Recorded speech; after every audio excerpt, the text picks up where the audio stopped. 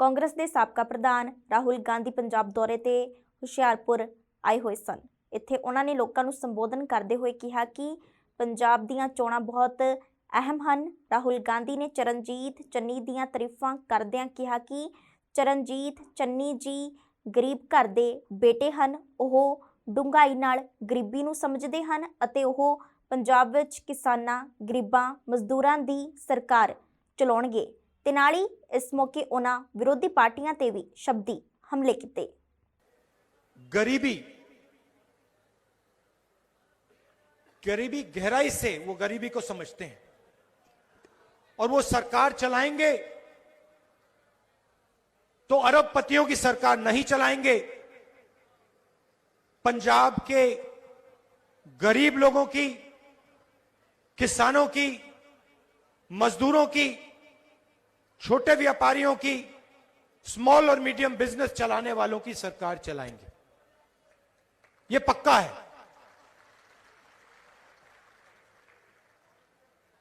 आज देश में हर प्रदेश में बेरोजगारी फैल रही है। इसका कारण है नरेंद्र मोदी जी की सरकार ने जो स्मॉल और मीडियम बिजनेस वाले लोग हैं, छोटे व्यापारी हैं, किसान हैं, उन पर आक्रमण किया है। आक्रमण कब शुरू हुआ? जब नरेंद्र मोदी जी ने नोटबंदी की। याद है आपको? आप सिर हिला रहे हैं। आपको याद है? याद है? आप बैंक के सामने जाके खड़े हुए थे, आप खड़ी हुई थी लाइन में। आपने किसी अरबपति को खड़ा देखा? कोई एक था, उसमें आपने किसान देखे, मजदूर देखे, गरीब लोग देखे, छोटे व्यापारी देखे, दुकानदार देखे, मगर अरबपति नहीं देखे। आपके जेब में से पैसा निकाला, होशियारपुर के जो छोटे बिजनेसेस हैं, किसान हैं, उनके जेब में से पैसा निकाला और सीधा हिंदुस्तान के 2-3 अरबपतियों के जेब में डाल दिया और आपसे कहा काले धन के खिलाफ लड़ाई है। नरेंद्र मोदी जी अपने भाषण में, हर भाषण में कहते थे 15 लाख रुपए मैं बैंक अकाउंट में डाल दूंगा।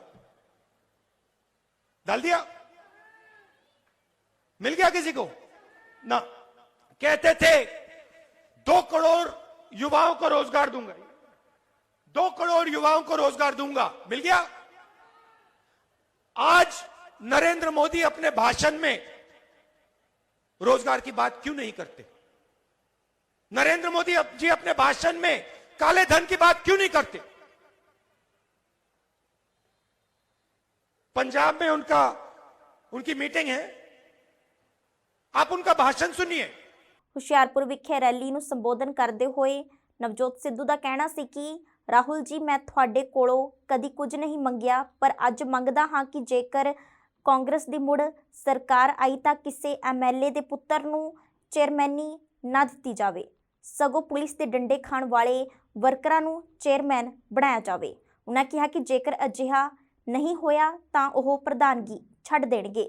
पंजाब का प्रधान हूं, जे नंगा करके चौराहे च ना खड़ा करता तो सिद्धू नाम ना कहियो, छड़ दूंगा राजनीति। इस करके राहुल जी का निर्देश है कि कोई भी नीति बनेगी, कोई भी रोड मैप बनेगा, कोई भी मैनिफेस्टो अनाउंस होगा, हम लेट हो गए, लेकिन आंख बंद करके यह सोचा जाएगा कि इस नीति का असर, प्रभाव कतार में आखिरी खड़े आदमी के ऊपर होना चाहिए, गरीब के लिए होना चाहिए। और एक आखिर में, राहुल जी आप हमारे रहबर हैं, आप हमारे रहनुमा हैं।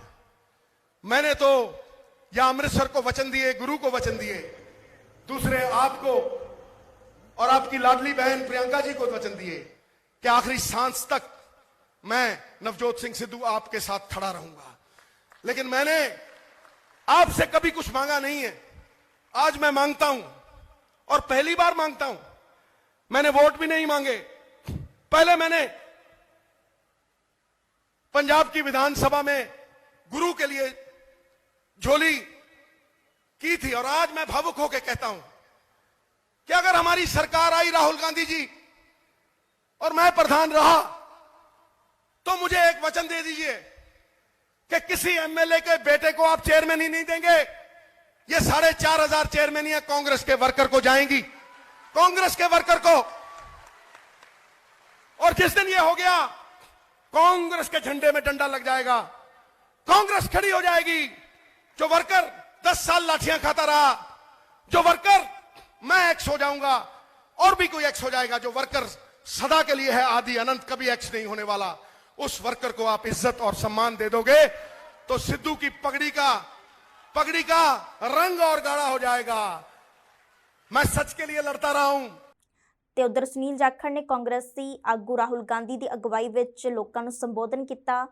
ਜਾਖੜ ਨੇ ਆਪਣੇ ਸੰਬੋਧਨ ਵਿੱਚ ਸ਼੍ਰੋਮਣੀ ਅਕਾਲੀ ਦਲ ਭਾਜਪਾ ਤੇ ਤਿੱਖੇ ਸ਼ਬਦੀ ਹਮਲੇ ਕੀਤੇ। ਉਹਨਾਂ ਕਿਹਾ ਕਿ ਲੋਕ ਇਸ ਵਾਰ ਭਾਵੇਂ ਸ਼੍ਰੋਮਣੀ ਅਕਾਲੀ ਦਲ ਨੂੰ ਵੋਟ ਪਾਉਣ ਜਾਂ ਕੇਜਰੀਵਾਲ ਨੂੰ, ਪਰ ਇਹ ਭਾਜਪਾ ਨੂੰ ਹੀ ਜਾਵੇਗੀ ਕਿਉਂਕਿ ਇਹ ਭਾਜਪਾ ਦੇ ਏਜੰਟ ਹਨ। ਤੇ ਲੜਾਂਗੇ। ਮੈਂ ਕਹਿਣਾ ਵੀ ਸਾਰਿਆਂ ਨੂੰ ਸੌਖਾ ਹੀ ਕਰ ਦਿਓ। ਮੋਦੀ ਸਾਹਿਬ ਅੱਜ ਆਏ ਹੋ, ਇਹਨਾਂ ਨੂੰ ਬਾਦਲ ਸਾਹਿਬ ਨੂੰ ਵੀ ਨਾਲ ਬਿਠਾ ਲਓ, ਕੇਜਰੀਵਾਲ ਸਾਹਿਬ ਨੂੰ ਬਿਠਾ ਲਓ, ਵੀ ਅਸੀਂ ਤਿੰਨੋਂ ਤਿਕੜੀ ਇਕੱਠੇ ਹੋ ਗਏ ਤੇ ਅਸੀਂ ਫੁੱਲ ਦੇ ਨਿਸ਼ਾਨ ਤੇ ਲੜਾਂਗੇ।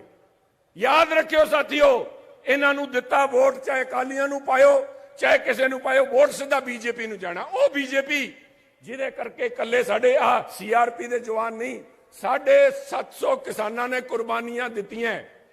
ਜੇ ਉਹਨਾਂ ਦੀ ਕੁਰਬਾਨੀ ਦੇ ਉੱਤੇ ਮਿੱਟੀ ਪਾਣੀ ਹੈ, ਫਿਰ ਤਾਂ ਵੋਟ ਕਿਤੇ ਹੋਰ ਪਾ ਦਿਓ।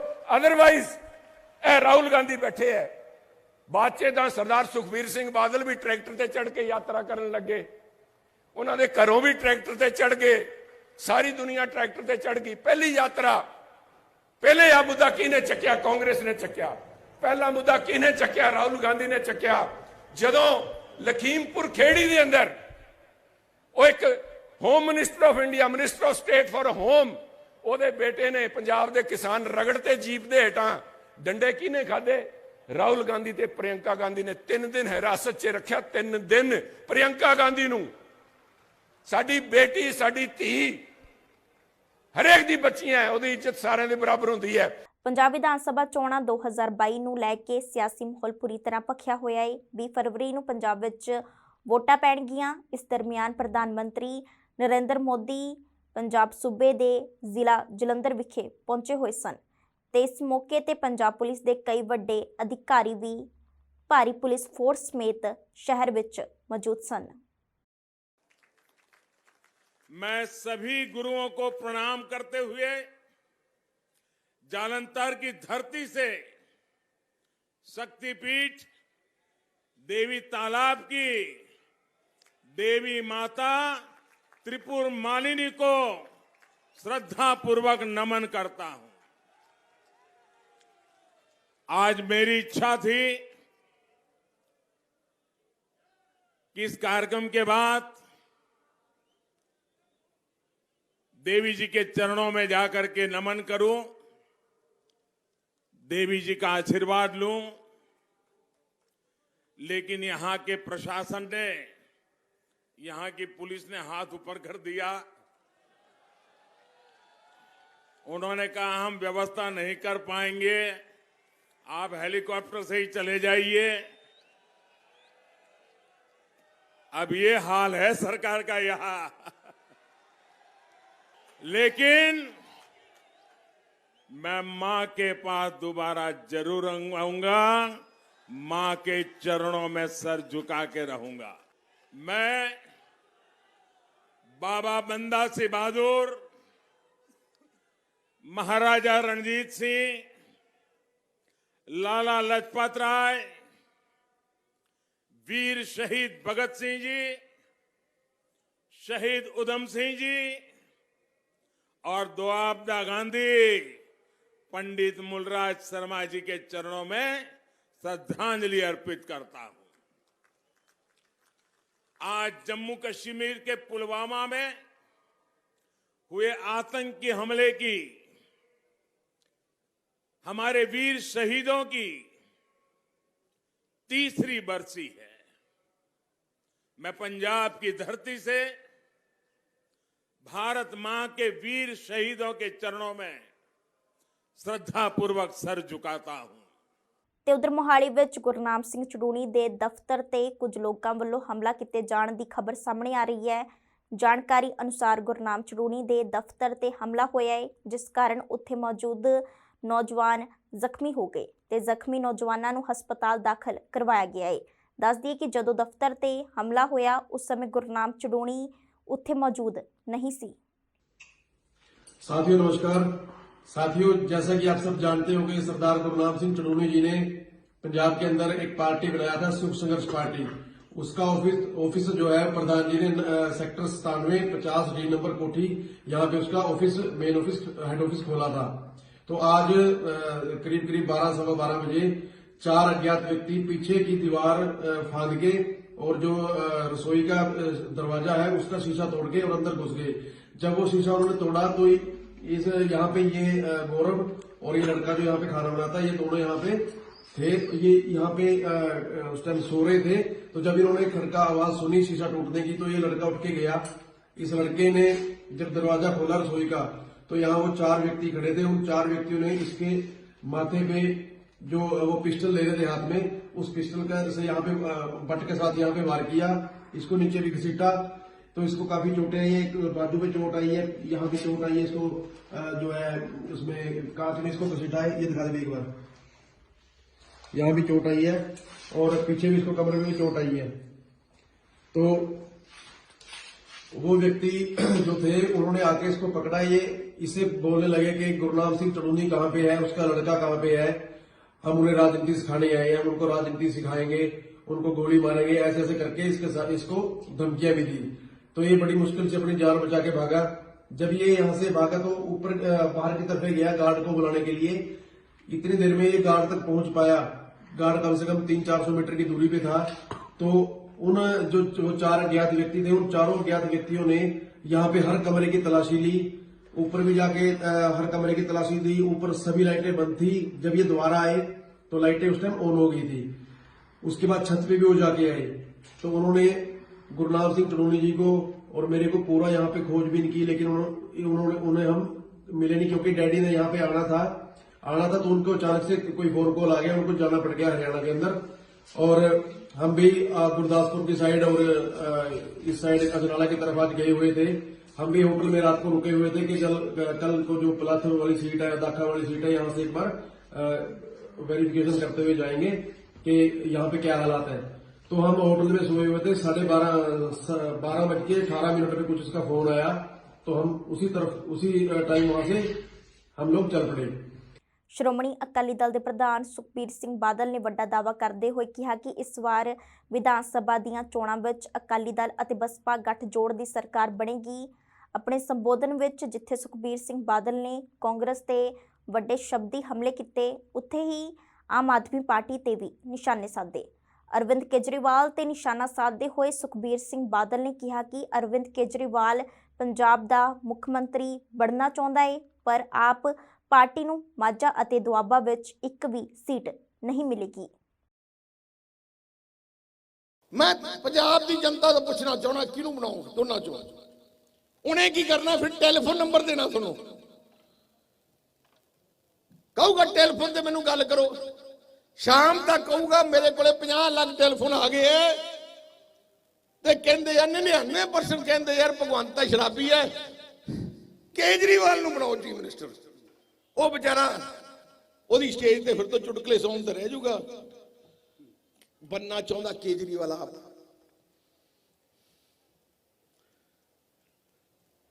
अब पार्टी ने कहना चाहना है, महल करा लियो। तुसी देख लिया 5 साल एक आम आदमी पार्टी के एमएलए की दिता, उन्हें की कीता? सरकार इन्हां दी बनदी नहीं। मैं पूरे पंजाब जाके आ, माझे च 1 सीट नहीं आनी आम आदमी पार्टी नूं, दुआबे च 1 सीट नहीं आनी, ते तुसी कहने 65 ते 65 सीटां मालवे च ले जाणियां। फिरोजपुर पार्लीमेंट नेड़े तेड़े नहीं, मुकाबला ही है नहीं आम आदमी। मुक्तसर जिले च आम आदमी है नहीं। अब मानसा छैगी, इधरले पासे बठिंडे है नहीं, पटियाले है नहीं, लुधियाने है नहीं, ਵੱਧ ਤੋਂ ਵੱਧ ਕਿੰਨੀਆਂ 10 12 13 ਫਿਰ ਉਹਦੇ ਨਾਲ ਕੀ ਹੋਊਗਾ। ਤੇ ਆਹ ਇਲਾਕਾ ਜੇ ਤੁਹਾਡੇ ਆਮ ਆਦਮੀ ਦਾ ਉਮੀਦਵਾਰ ਹੋਊਗਾ, ਮੁੱਖ ਮੰਤਰੀ ਕੋਲੇ ਮਿਲ ਨਹੀਂ ਸਕਣਾ। ਸਰਕਾਰ ਅਕਾਲੀ ਦਲ ਦੀ ਬਣ ਰਹੀ ਹੈ, 80 ਸੀਟਾਂ ਤੋਂ ਵੱਧ ਆ ਜਾਣੀਆਂ, ਤੇ ਫਿਰ ਇੱਥੋਂ ਦਾ ਉਮੀਦਵਾਰ ਆਮ ਆਦਮੀ ਦਾ ਹੋਊਗਾ ਤੇ ਫਿਰ ਕੀ ਹੋਊਗਾ।